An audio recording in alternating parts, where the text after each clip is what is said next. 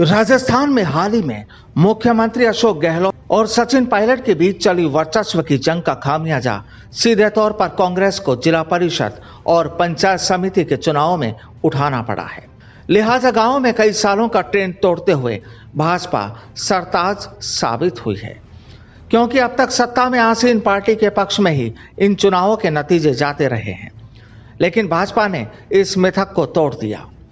नागौर में पहली बार पंचायत चुनाव लड़ने वाली हनुमान बेनीवाल की आरएलपी किंग मेकर के रूप में उभरी है, जबकि डूंगरपुर में बीटीपी का जिला प्रमुख बनना तय है। भाजपा ने न सिर्फ दिग्गजों के गढ़ में अच्छा प्रदर्शन किया है, बल्कि विपक्ष में बैठे होने के बावजूद 21 में से 14 जिलों में भाजपा अपना बोर्ड बनाने जा रही है। हालांकि केंद्रीय मंत्री अर्जुन राम मेघवाल के गढ़ बीकानेर में भाजपा लड़खड़ा गई। यहां मेघवाल के बेटे रविशेखर को कांग्रेस विधायक गोविंद राम मेघवाल की पत्नी आशा देवी से हार का सामना करना पड़ा। लेकिन वसुंधरा राजे समेत कई भाजपा नेताओं के गढ़ में बीजेपी ने अच्छा प्रदर्शन किया है। किसान आंदोलन और आरएलपी के भाजपा से छिटकने के बावजूद भाजपा ने कांग्रेस से ज्यादा सीटें हासिल की। प्रदेश अध्यक्ष सतीश पूनिया, केंद्रीय कृषि राज्य मंत्री कैलाश चौधरी, वरिष्ठ नेता गुलाब चंद कटारिया और राजेंद्र राठौड़ जैसे नेता लगातार गांव की जनता तक कृषि कानून के फायदे पहुंचाने में कामयाब रहे। चलिए आपको आंकड़ों के जरिए बताते हैं कि आखिर कैसे कांग्रेस पर भाजपा भारी साबित हुई।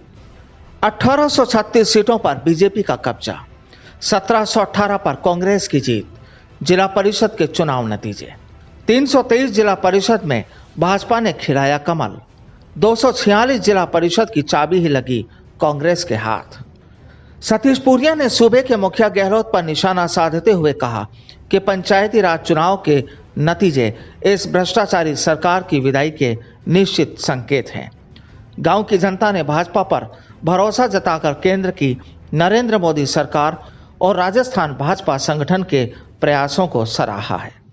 ये जीत ऐसे समय में हुई है जब मोदी जी की किसानों के प्रति नीतियों के खिलाफ राजस्थान की कांग्रेस पार्टी की सरकार भारत बंद करवा रही थी और भारतीय जनता पार्टी के दफ्तर पर अशोक गहलोत जी के गुंडे पथराव कर रहे थे।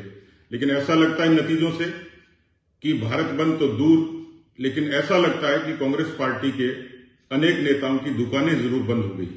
ये जीत ऐसे समय में हुई है जब कांग्रेस पार्टी के 2 साल पूरे होंगे। वसुंधरा राजे ने कहा कि पंचायती राज चुनाव के ये परिणाम वास्तव में कांग्रेस सरकार के झूठ, फरेब, दंभ और अहंकार की पराजय है और यह जीत केंद्र की मोदी सरकार पर जनता के विश्वास की विजय है।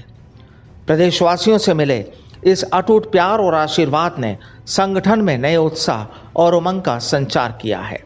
बेनीवाल ने कहा कि राजस्थान में जिला परिषद और पंचायत समिति सदस्यों के चुनाव में आरएलपी से विजय उम्मीदवारों को मेरी तरफ से बधाई और शुभकामनाएं। वहीं चुनाव हारे हुए प्रत्याशियों के लिए बेनीवाल ने कहा कि चुनाव में पार्टी के जो उम्मीदवार विजय नहीं हुए उन्हें निराश होने की जरूरत नहीं है।